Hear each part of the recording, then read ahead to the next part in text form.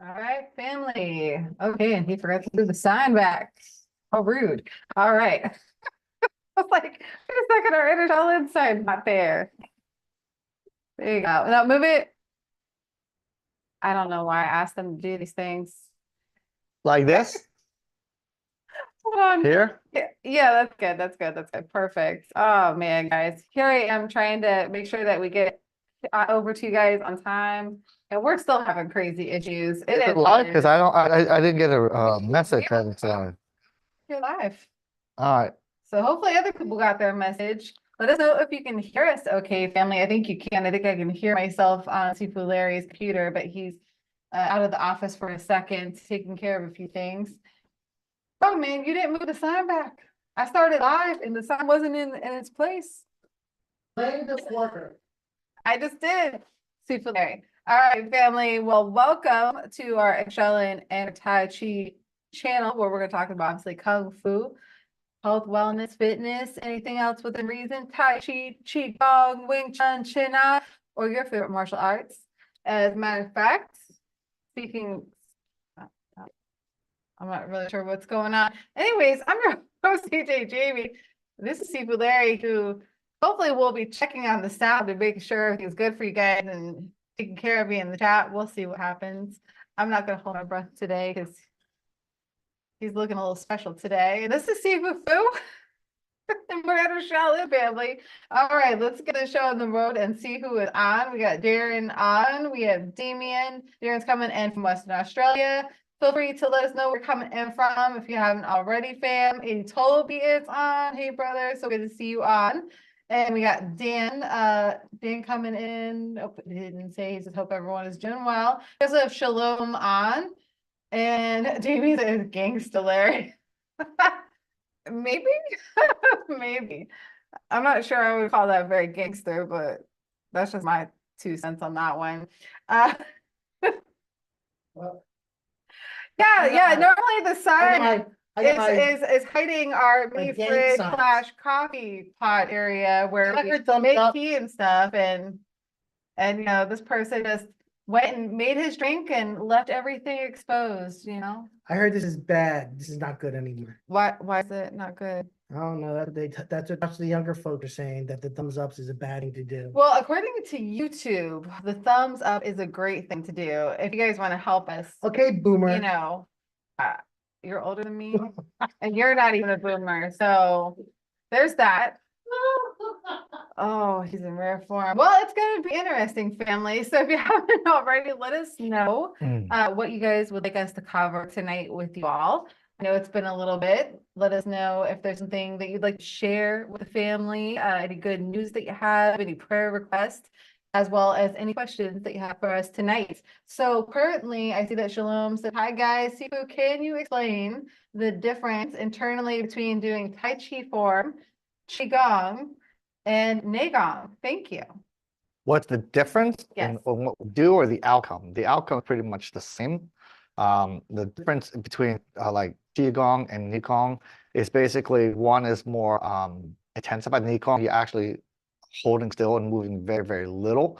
It's designed so you can actually, it's like shiatsu, you work the muscles to the point where they get to the point where it tires out, relaxes, and then when it gets to that point where it breaks, that's when you can get most of your energy flow, your blood flow, and everything like that. Where Qigong, it's repetitive movements. It's not I guess strenuous as much as Nikong is. Nikong is something that you condition yourself, like it's like holding your hands out like this for like 30 minutes and move very, very little. So it's designed to get the muscles to stress to a certain point, and then once you push past it, like shiatsu does, you push past the point of resistance. Once the muscle gives in, they can do deep tissue massage from that because the muscle won't fight you anymore. And Qigong is like that. You got to mentally push past the burning, the I want to quit type feeling. Whereas Qigong is just more like a leisure type of movement designed to relax the body to a certain degree. Tai Chi is like Qigong, but it's more dynamic. Qigong's fixed and set to a specific target, goal. Whereas Tai Chi, it's everything all at once. Not all at once, all within that same movement, not all at once, but all within the same movement. So Tai Chi is like hitting like 50 different areas, whereas when you do Qigong, you're hitting one specific area to two specific areas, maybe three specific areas, and that's about it. Qigong is one specific area, so it's really focused on one thing and designed to build harder and more from that. Tai Chi is more, like I said, it's more well-rounded with everything, but it's designed to get the body to natural flow and movement through that from one transition to the other. So that's really the main difference between like Tai Chi, Qigong, and Qigong. But they all have the same focus to get the blood to flow, get the energy to flow. They just go about it differently. Yeah, and usually we do our Qigong before we do our Tai Chi. Mm. So if you're curious about that, all right, so David's laughing. Good to see you, good to see you. All right, family, what other questions do we have tonight? I do have some news for everyone. Our next webinar is going to be this upcoming Friday on the 19th. So long as it don't rain. I don't think it's supposed to. If not, our follow-up date will be the 21st. So just so you know, like we're gonna have backup dates, just to try to make it easier so we can be a little bit, together. So if the weather is not being kind to us, we can at least follow up with you guys the next few days. So usually our webinars will be either Thursday, Friday, or Sunday. But since we're doing it Sunday, I'm moving it to Friday, so it's a little bit more spaced out for you guys and gals. And then if we need to, we'll make sure the makeup date is the 21st, which would be that Sunday. I hope you guys are doing good. Also, if you can be on, definitely be on, because we're gonna be having our last sale for Shaolin 1.0, which will give you access to the full training hall. So you definitely want to be on for that. And then for our members, we're going to be doing our pre-launch for Shaolin 2.0. So that'll be at 7 o'clock and 8 o'clock. So just like tonight, we're 7 and 8, it'll be also 7 and 8 on Friday, the 19th. Shalom says, Sifu, what do you say about the wave of Systema? The wave of Systema? You mean like more Systema? people doing Systema? Like as in that? Systema, I have an opinion, I'm sharing. Bring it on. I have an opinion about Systema. I've seen some good martial art components in all martial arts, Mhm. including Systema. I've seen a lot of good and bad. bull crap. Yes. Like especially when it comes to people using knives. If you try any of that nonsense with someone who now uses a knife, you're just dead. I've seen some stupid stuff, but I've seen stupid stuff in every single martial art. So Yeah. I'm not going to say it's a Systema thing, but that new wave, this weird, strange wave of all these YouTube videos and shorts and all these Instagram little reels that I see of them doing some of the most silliest things that in real time against anybody who has a half a brain, it's just not going to work. I said it. It's all about the energy. So yeah, if their energy is right, they got a thumbs up over here. Here's what my thoughts are about most martial arts. Like if you take it before it became a big organization, before it became commercialized, the old systems where people train like 10 hours a day for the next 15 years just to develop one technique and all that type. Those were the people that were good martial arts back then. They dedicated their training and doing what's good, what's effective. Today it's become commercialized. People get back. I think back in the 60s, 70s, to get a black belt took you like 10 years. Today it takes you 10 months. So you can see the difference in the quality of teaching and training. And unfortunately, a lot of martial arts loses its flair. Same thing, like Larry said. All martial arts have lost its flair, and you can see it because once people put up in YouTube and start commercializing it, you can be a black belt in 2 months, this and that. It's all about the money, because honestly, the word kung fu means achievement through hard work. You have to dedicate your time, your practice and everything to get good. It doesn't come because you come twice a week in a class, 2 hours, and you're going to get black belt. It doesn't come with that. You're supposed to be practicing at least 2-3 hours a day to get good at whatever technique you're doing. When I practice 4 or 5 hours a day. That was my dedication.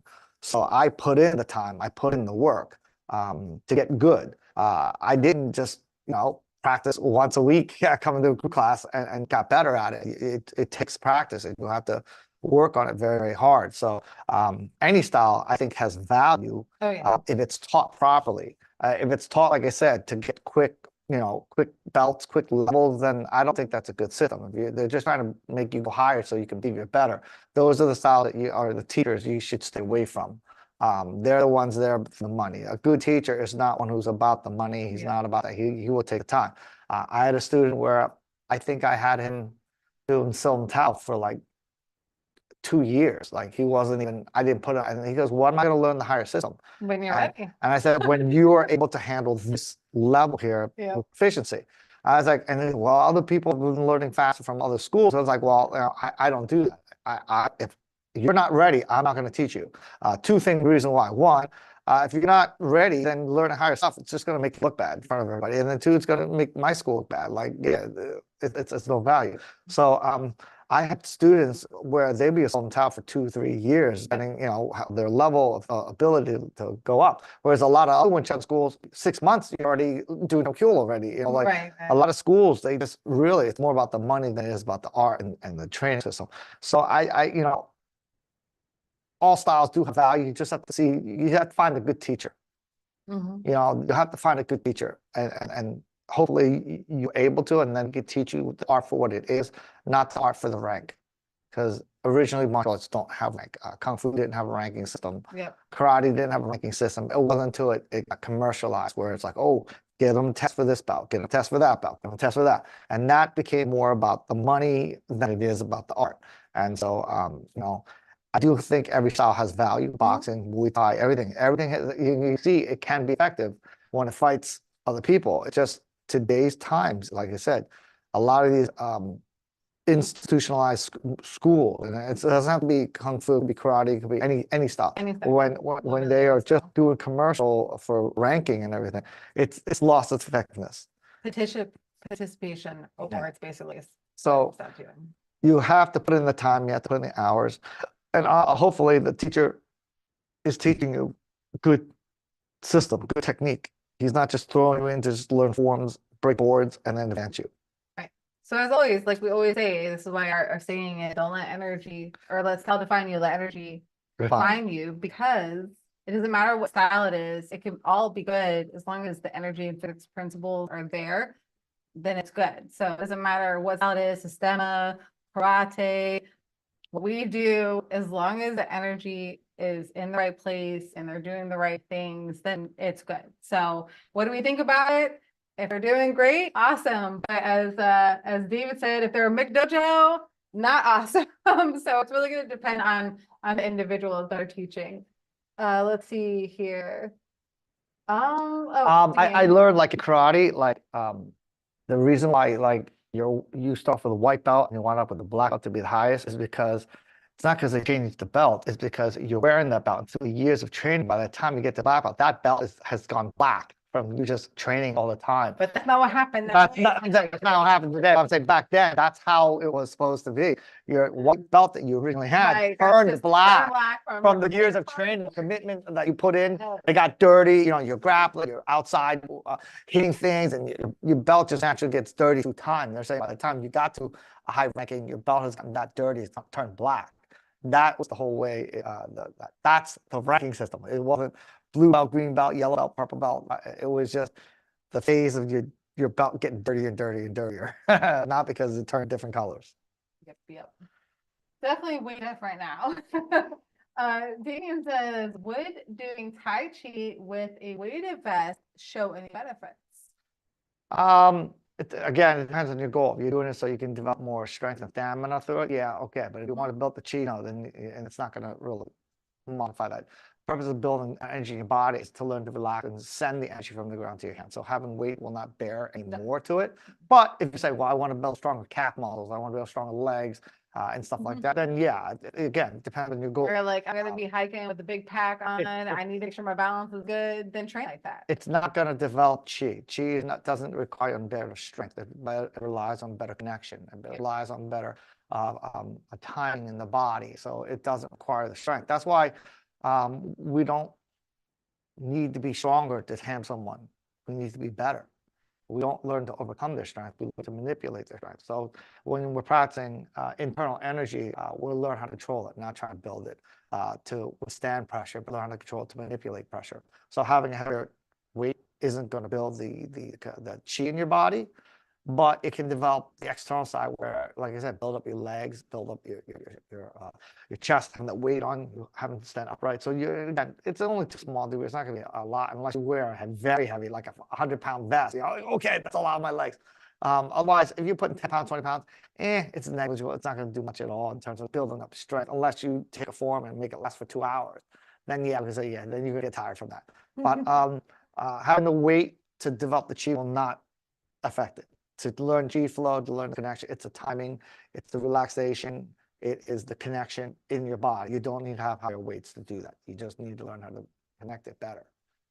But if you're building strength, then yeah, having weights will. Indeed, indeed. Toby says, I can say that while I'm not used to slow learn, slow burn type of learning, I find value in that. Yes, lots of good value in that for sure. Damien said, great point. Even the belt tests are watered down. Absolutely. I have seen people get advanced that should not have been advanced. I've seen it. And I know I'm not the only one that has witnessed stuff like that. So yeah, that kind of sucks. He says if it went gauntlets of going through like 20 other students to get a belt, just doing a couple of moves. I'm still waiting for a white belt. I don't even have a white belt. In fact, I haven't got any belt or sashes, nothing. I just get beat up. Because we're legit. You get a shirt that says seafood on it. Abused. That's how you know you That's have what I arrived. get. No, I don't think so. Yeah, no I am way. nowhere near as cool as those guys with the certificates that are this big. But you're so much cooler all at the same time. Now if it was gold trimmed with tigers and dragons. It's just for sure. My, the tigers and bears. Oh my. It'd be great. I'll make you one up for now for you. Will it make you feel better? Maybe. All right. Oh, all right. Yeah, so we said, call it a 20. That's a lot of cardio, man. Don says, hello, everyone from Toronto, Canada. Good to see you on, Don. Let's see. Mark. Hola from Portugal. Hey, brother, how you doing?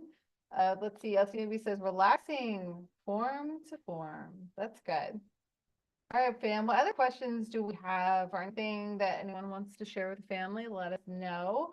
Just a quick update because there's more people popped on. Our next webinar, our next webinar is going to be on the 19th at 7. That's Friday, this upcoming Friday. And our rain date is the 21st. So that we are backup date in case, and that's the next Sunday. So either the 19th or the 21st, but we'll keep you guys updated through email. If you're not on our emails, members, if you're not getting your emails, let me know. It could be that you haven't opened them in a while and your provider is now sending them to the spam folder because they all do that. If you're not engaged with the information that's going to you, it could be that you accidentally unsubscribed. Either way, email me and let me know what your email address is, and I'll make sure that you are connected. If you are new here or you've never signed up to get any of our emails before, you're not a member to entershaolin.com, then you can go sign up to our free ebook and get our free intro on our Neck Now fundamental principles, as well as our free intro course. Go to entershaolin.com/gift, fill out the information, make sure you confirm your subscription, and then log in from there and you'll be able to access that. All right. Let's see. Don says, question about the rattan ring is effective in Kung Fu training. Yes. Sifu, can you share a little bit about what is so awesome about the rattan ring and what you can use that for in the training? Well, the rattan ring is to develop structure in your arms, so you learn how to put projection forward. So do we have a ring? Yes, we sure do. We have the big rattan one, but I think you're going to want one to use metal one. That's fine. It doesn't matter. Because the other one's like from. They just have this. So the purpose of the ring is so you learn how to put pressure in your arm. So for example, when I'm doing a movement where I'm doing like this, I'm learning how to put pressure this way so the energy's here. And I'm learning how to put pressure this way so the energy's here. So I'm doing movement like this, I can learn how to create proper pressure to the point where I'm turning. So this gives you a resistance on your arm. So you learn how to put the pressure onto that point. And why is that important is because let's say she's punching me and I'm doing a move where I'm practicing ring technique like this, where I have a pressure this way and I have a pressure this way. So she's punching me. This is teaching me how to put that pressure on that point, just like the ring on the arm right here. So when I'm doing a move where I'm practicing like this, I'm creating that base and the drive to the point in which I hit contact. And that is to simulate the same thing. If she's punching me, I'm doing like this, I have that structure. Just like if I'm doing this, I have that structure. I'm learning how to put the pressure on the base of the arm here and here. So I put that pressure on the arm to create that structural integrity. And I learned how to stay in that frame. So I'm not doing this, like, because I did this. If I did this, you see it throws both arms. If I'm hooking one down and I hook the other one up, you can see it stays in the same position.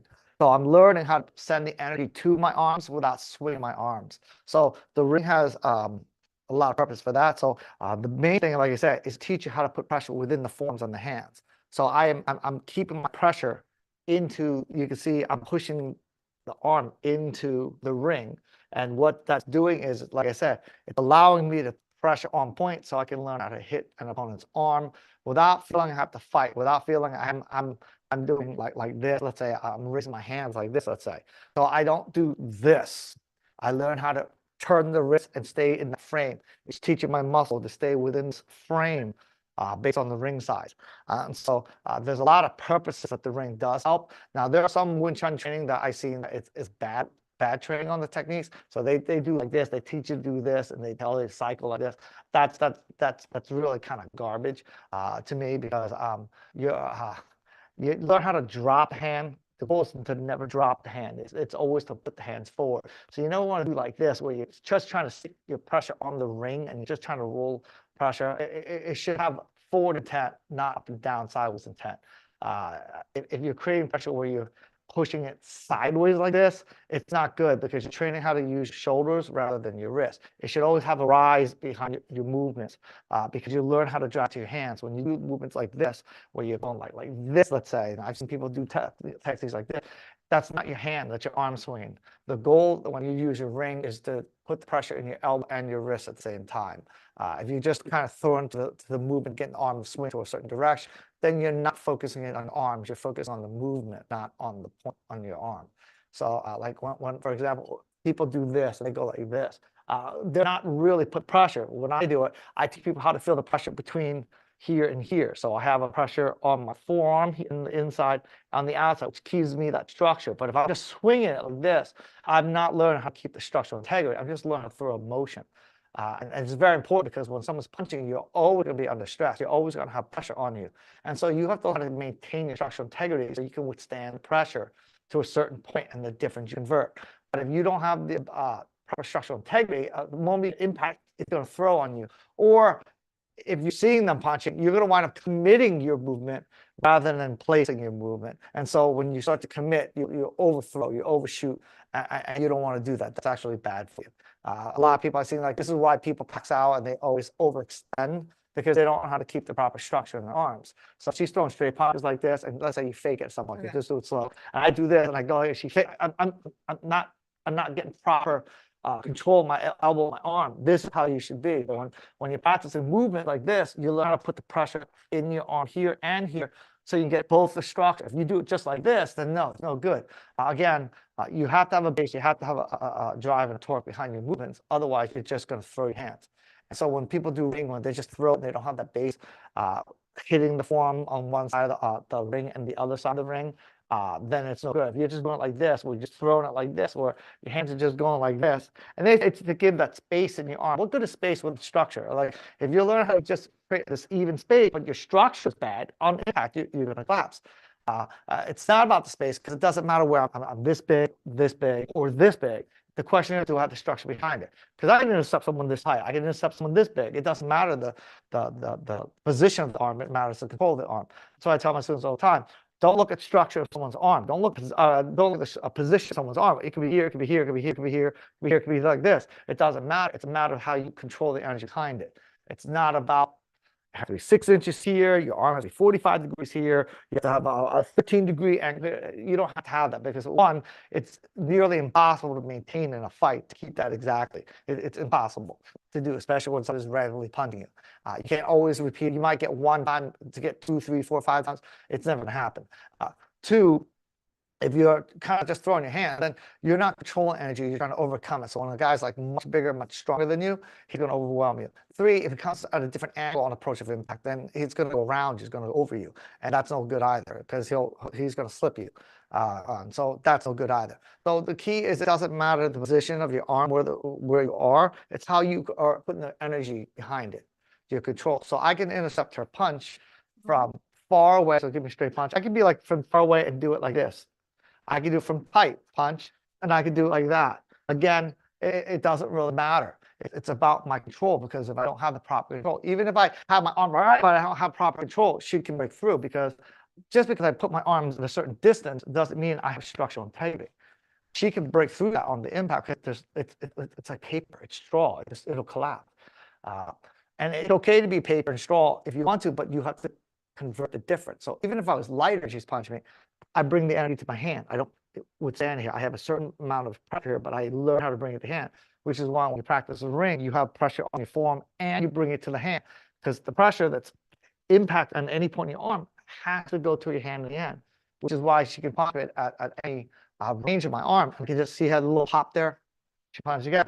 You see all the little pop. There's always a little rise to the hand. I always feed my hands. I tell my students, your arms must be like an escalator. No matter where you make impact on your arm, it has to bring it to the hand. So like an escalator, it's always going to the hand. No matter where my impact is, I'm always going to my hand at some point. So when you're practicing the ring, practice so you can get the base out, so you can see the arm hitting this side of the ring and this side. So I have 2 points of control in that. So I have structure and then I have directional control.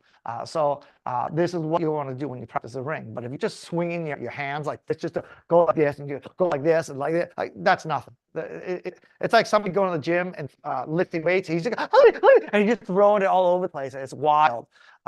It doesn't have control.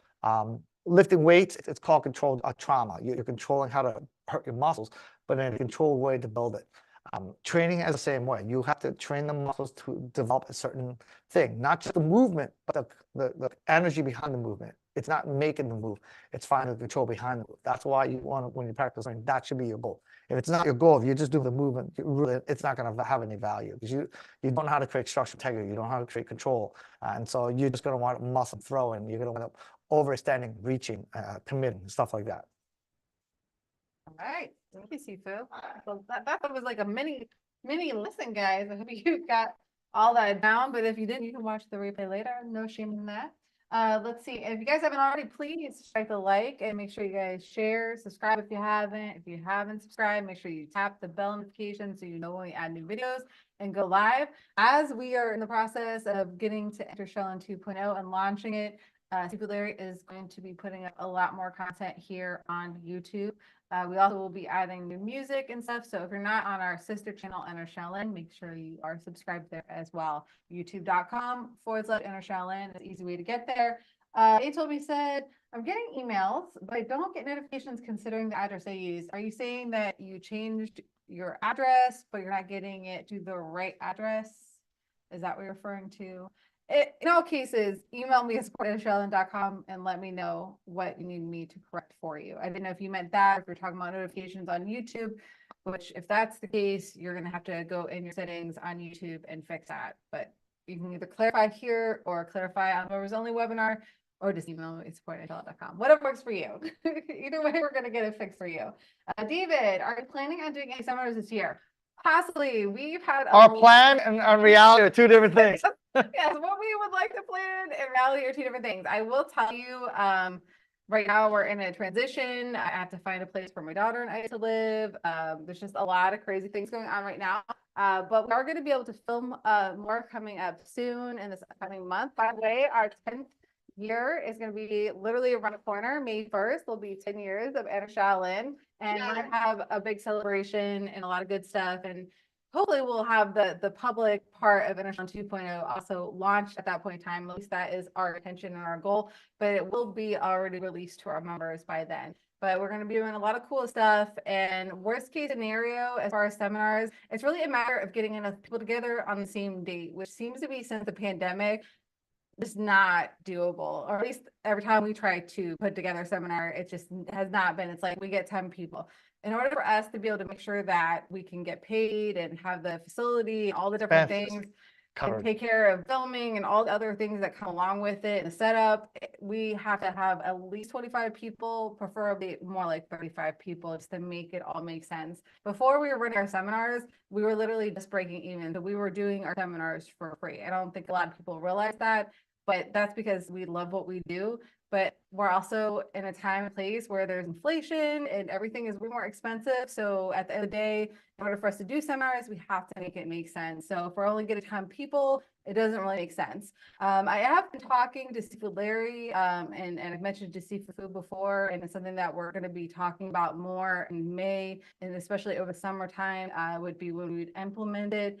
But we're thinking about maybe doing training weekends at Shaolin, because then we could do groups of 10, and that way we can have more of these on a regular basis. So if only 10 people show up on one date, it's not a big deal because 10 other different people are coming the next weekend, or maybe we'll do like like every other weekend type of thing. So that is something that we're thinking about. So we can still have more people coming out for mini seminars or boot camps, if you will, and still getting help. But we also highly implore, if you can come do private training, to come do that and come do your own personal seminar, or bring a friend that you train with, or a loved one that you train with, or whatever.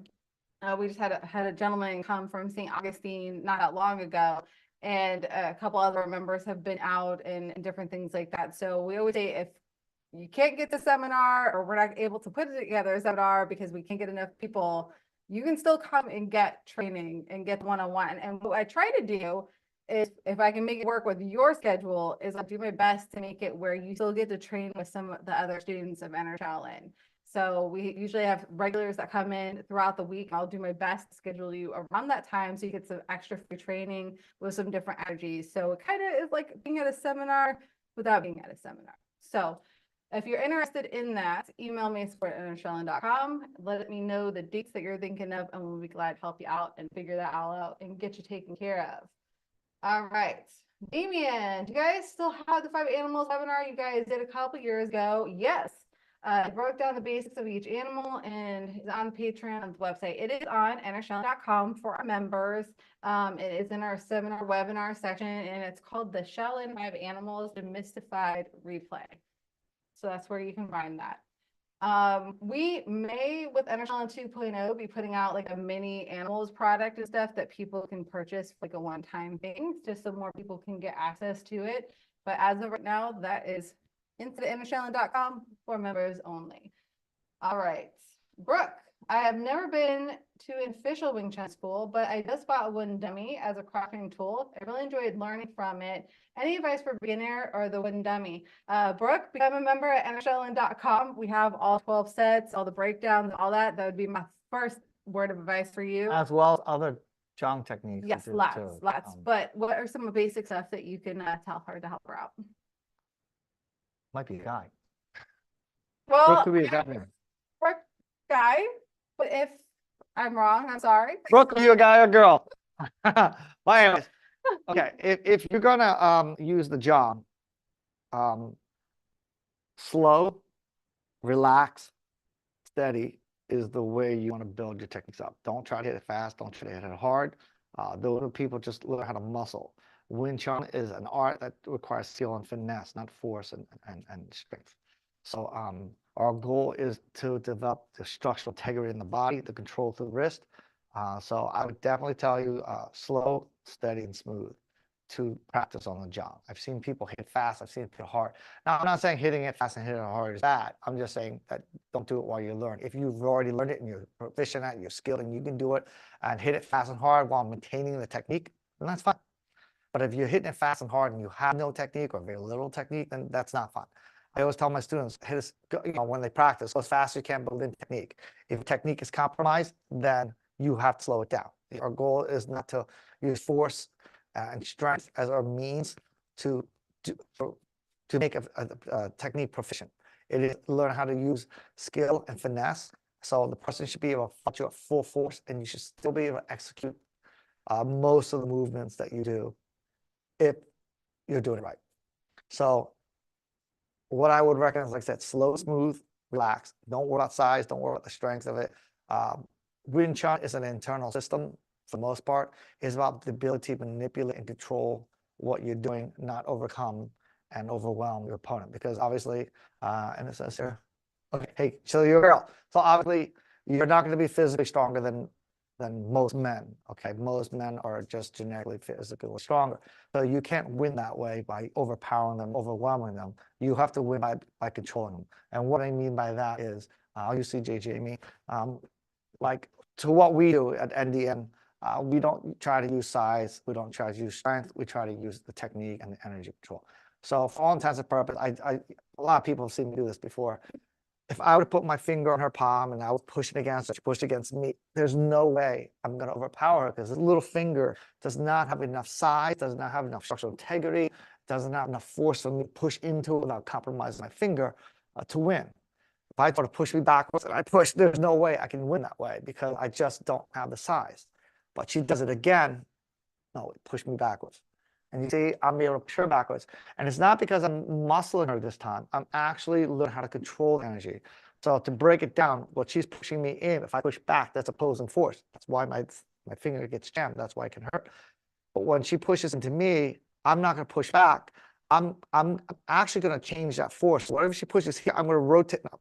I'm going to rotate it up. I'm going to rotate it down. I'm going to rotate it left. I'm going to rotate it right. So basically, every time she pushes into me, I'm going to turn the energy left, right, up, down, depending on what I feel the imbalance is on her. So see, I'm turning her energy. So now see how she starts to collapse? She doesn't have a fixed point to pushing me because I'm not giving her something that she can push back on. Every time she's pushing into me, I'm taking it from a different angle. I'm not going in the same direction she's going at because I can't overcome her that way. And so when you practice on a jong, slow, smooth, steady, the jong has 4 corners in it. There's a reason why they have that, okay? Give a little demo. I'll see if I can get this zoomed in for them to see. Yeah, so if you have a good built jong, the jong should have 4 corners in each arm, okay? And they're there for a reason. The corners are there so that you know where you can hit.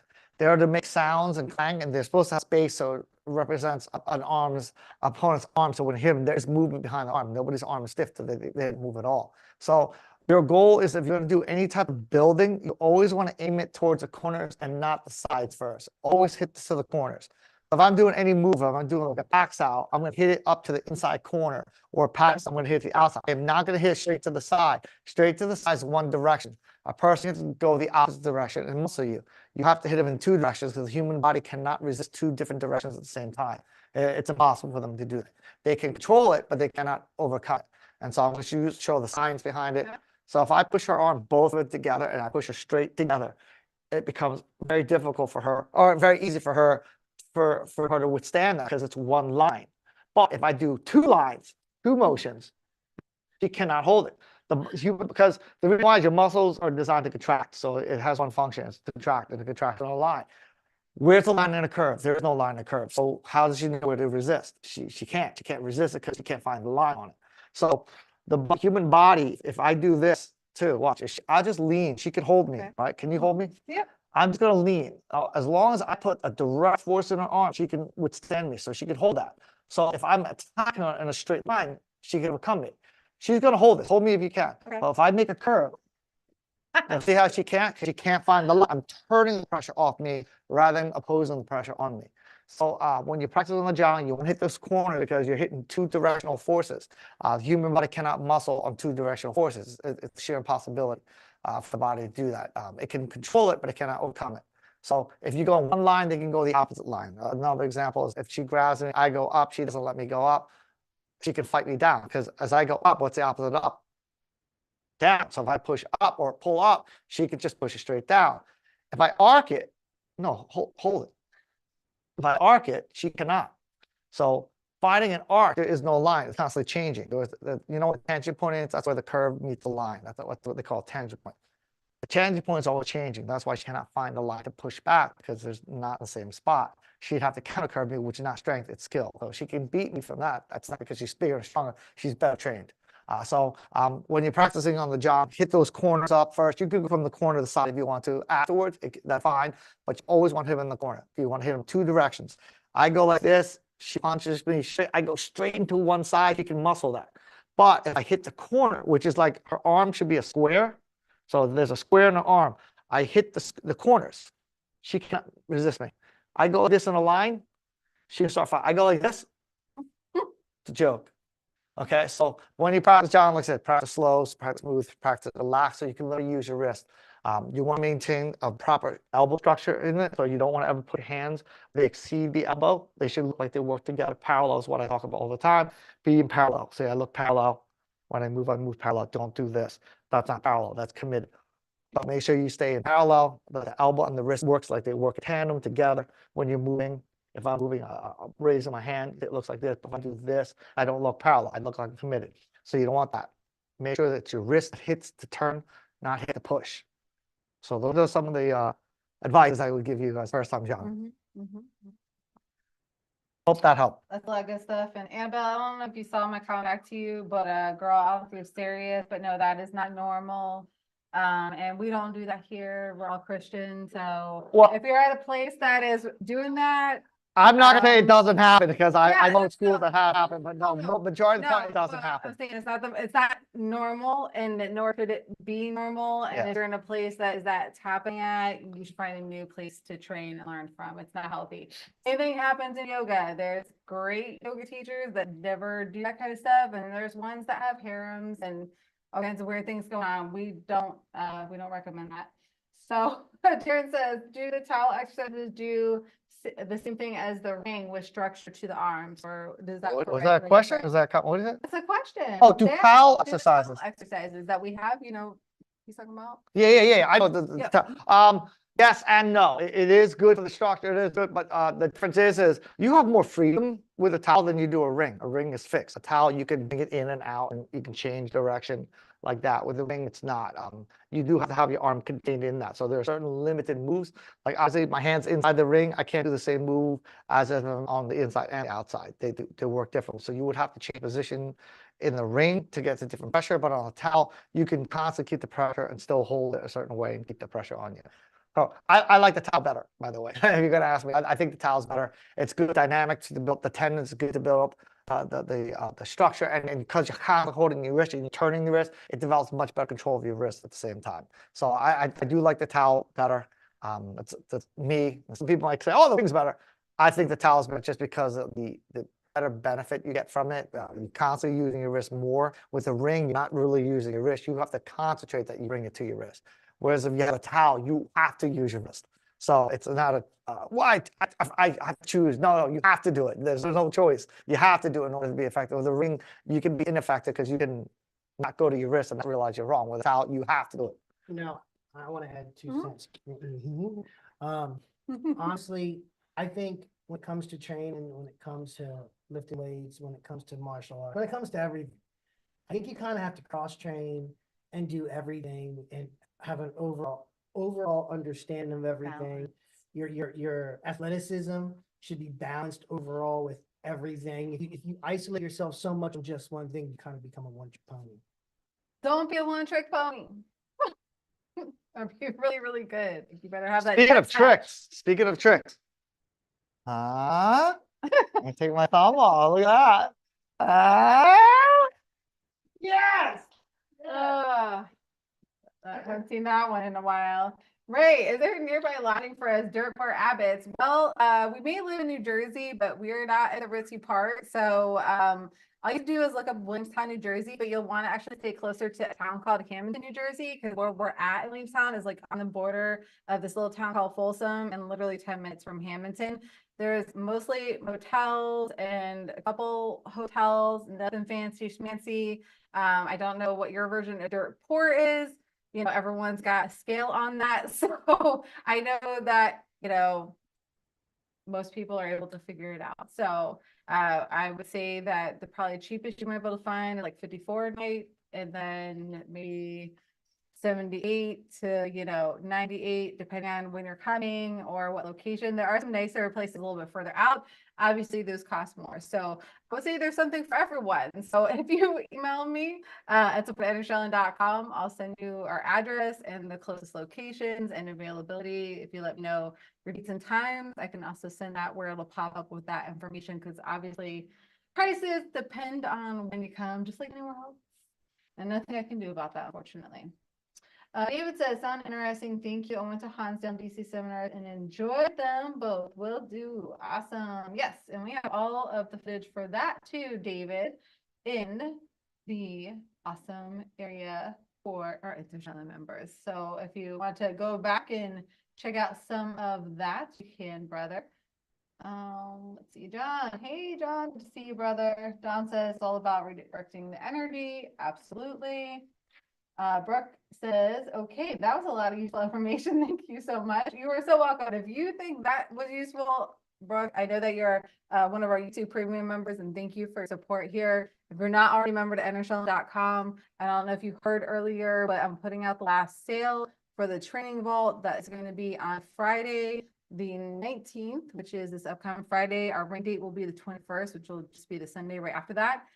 So if you could get on, if you're not a member yet, you'll definitely want to check out that sale. And it'll be at entershaolin.com/join. So you can check that out. So, because we break down everything bit by bit. And then we have the members only webinars where we do live critiques and a bunch of other cool stuff. Dan, thank you. You are welcome. Okay, Merck says 10-4. Thank you. You are so welcome. Toby said the closest I see is 30 minutes away, but I was also by Denny's, a few restaurants, so that was cool with that. Yeah.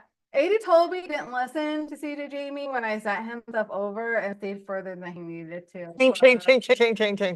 Don't be like 80 told me. I think he learned his lesson though. Damien says Denny's breakfast. Woo! Hurts. He told me said that it was like Sleepy Hollow at night. Yeah, so a lot of people when they hear New Jersey, like it was so funny. I was for you guys and gals that don't know, I restarted up my freelancing web design, graphic design called to market business, which is actually how I met Steve Larry, was through that back in 2009.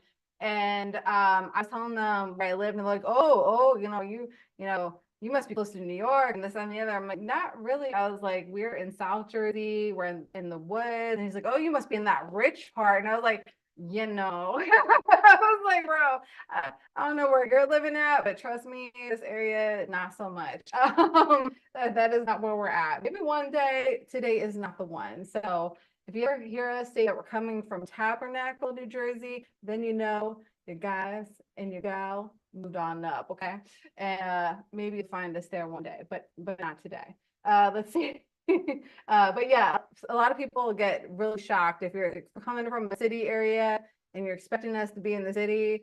We're going to be in Pine Barrens, baby. So Suburbs. We're not city. Well, you're more a suburb, but we're getting into the Pine Barrens when you come over here into this part of Inner Shaolin. But seafood is going to be more in the city area and a little bit here. Let's see. John says, but didn't someone once say, I'm more afraid of someone that practiced one technique 10,000 times than someone that knows 10,000 things once? Well, that was Bruce Lee, and he's no longer with us, so we'll never know. No. That being said, honestly, obviously having one thing down is really good, but what if you need more than that one thing? What if that one thing is countered and you have nothing to back up?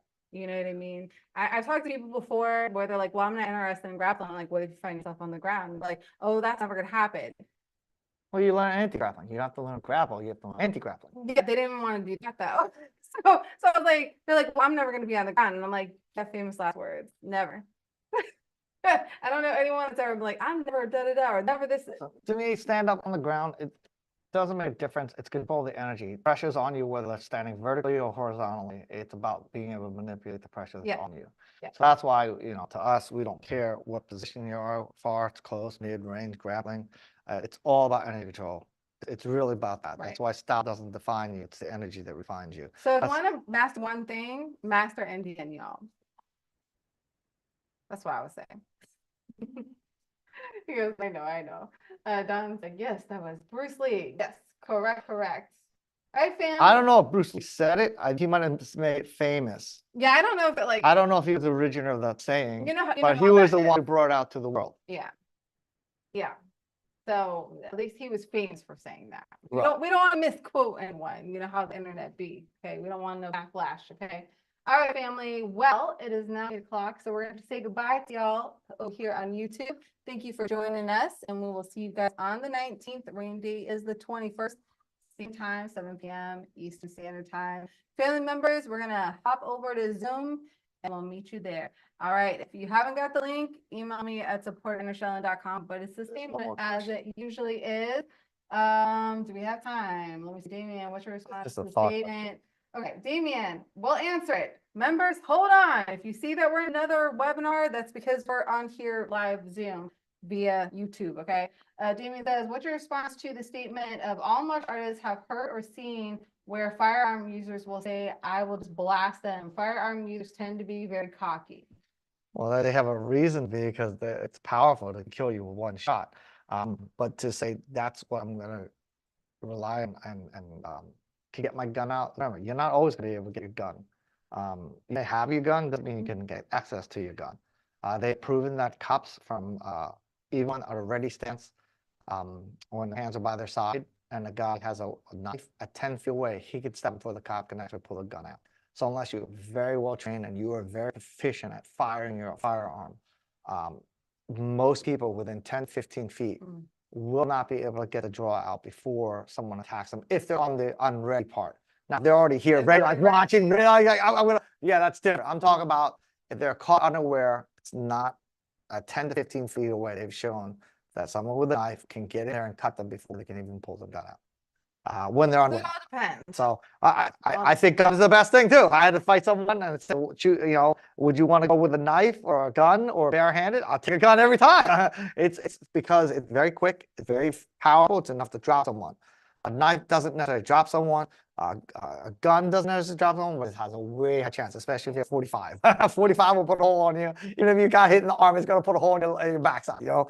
But guns are very fast, very powerful. You don't have to be trained, proficient in it in order to get the power. You just have to know how to aim, right? The power is already there. The potential gun to do that, the speed is already there. You just have to develop your aim. So that's the only thing that you have to have down when it comes to a gun. Whereas when you have a knife, you have to know how to handle that weapon. Bare hand, obviously, you have to handle the pressure and all that stuff. So, guns are great. I take a gun Yeah, any day. we're not opposed to I'm you not opposed to having guns. weapons. I think guns are great. I fired guns. I think they're awesome. I have a great deal of respect for guns. I wouldn't want to be the other end of a bullet was fired out of a gun. So, yeah, So, yeah, those guys it who, could yeah, happen. they have a very good reason why to be confident in a gun because a gun is very But effective. no one should be over cocky though. That's not really No one said healthy. cocky. So I'm saying like No, you no, could be she very, was saying you that. could a be lot of very people are cocky. confident in having a Damien gun was. because I Sorry, would Damien. put the favor. That's why someone pulls a gun out. People are hesitant because they don't want to get hit because it's very effective if it hits you. So best of both worlds, being these martial artists, also be, caring too. That way, again, multiple arsenals. We of live in a weapons. country where no people, not too many people carry firearms, right? You go to a restaurant, you go to a store, count all the people in the building in a mall. It's currently 99% of them are unarmed. So you don't live in the day to day. Like back in the cowboy days, yeah, everybody had a gun. Today, most people don't carry guns. So it's not to be confident having a gun, great. But are you always carrying a gun? If you're always carrying your gun around, and you have the license to carry, perfect. Then I guess you can be very confident. But you can't bring them into every building either. Not everybody has a gun. So I like I said, I would want to know how to handle myself without a weapon because most of the time I will not carry a gun on me.